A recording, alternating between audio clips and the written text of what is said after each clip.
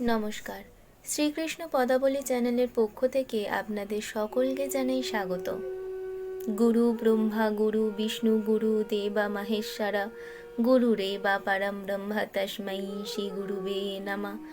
ওং অখণ্ডমণ্ডলাকারং ব্যপ্তং জ্ঞাनं চরাচরম তৎপদং দর্শিতং জ্ঞাनं তস্मै শ্রী গুরুবে নমঃ।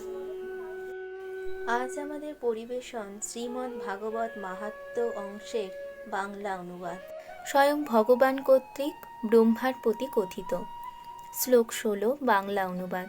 শুধু তাই নয়, সেখানে গঙ্গাদি নদী, ব্রহ্মপুত্রাদি নদ ও মানসাদি সরোবর রূপ প্রসিদ্ধ সকল তীর্থ বাস করে।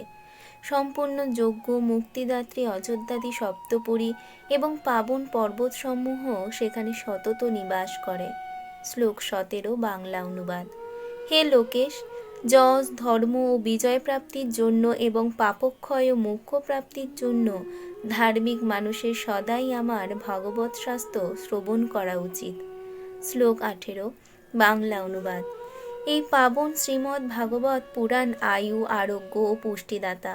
এই শাস্ত্র পাঠ অথবা শ্রবণে মানুষ সকল রকম পাপ থেকে মুক্ত হয়ে যায়। শ্লোক 19 বাংলা অনুবাদ। হে লোকেশ, এই পরম উত্তম ভাগবত যে শ্রবণ না করে আর শুনলেও যে আনন্দিত হয় না, যমরাজই তাদের প্রভু। তারা সর্বদাই যমরাজের বশে থাকে। আমি এ কথা সত্য করে বলছি। শ্লোক 20 বাংলা অনুবাদ। হে পুত্র, যে মানুষ সদাই বিশেষত একাদশী তিথিতে ভগবত শুনতে না যায়, তার মতো পাপী আর কেউ নেই। শ্লোক 21 বাংলা অনুবাদ।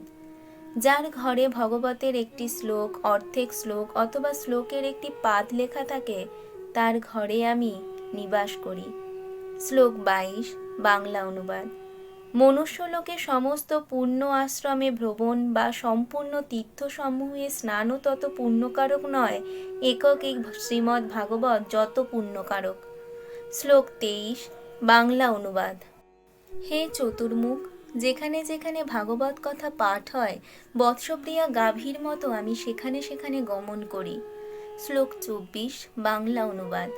যে আমার এই ভগবত কথা পাঠ করে, সে সদাই ভগবত কথা শ্রবণ করে, আর আমার এই কথা শুনে যে হার্দিক প্রীতি লাভ করে, তাকে আমি কখনো ত্যাগ করি না। শ্লোক 25 বাংলা অনুবাদ।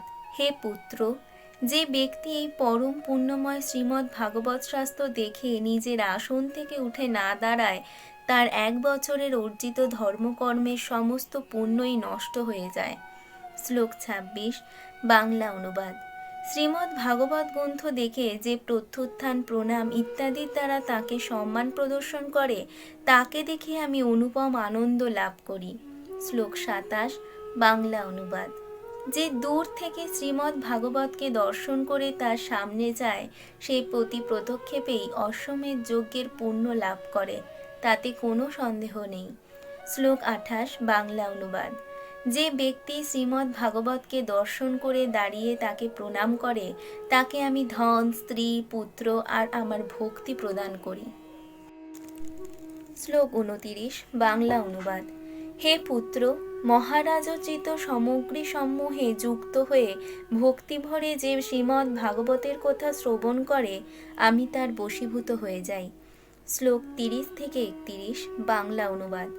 হে সুব্রত, যে ব্যক্তি পার্বণ সম্বন্ধীয় সমস্ত উৎসবাদিতে আমার প্রসন্নতার জন্য বস্ত্র, অলঙ্কার, পুষ্প, ধূপ ইত্যাদি অর্পণ করে, পরম উত্তম শ্রীমদ্ ভগবত পুরাণ ভক্তিভরে শ্রবণ করে, পতিব্রতা রমণী যেমন সচ্চরিত্র স্বামীকে বশীভূত করে, ঠিক সেই রকমভাবে এই ব্যক্তি আমাকে নিজের বশীভূত করে রাখে।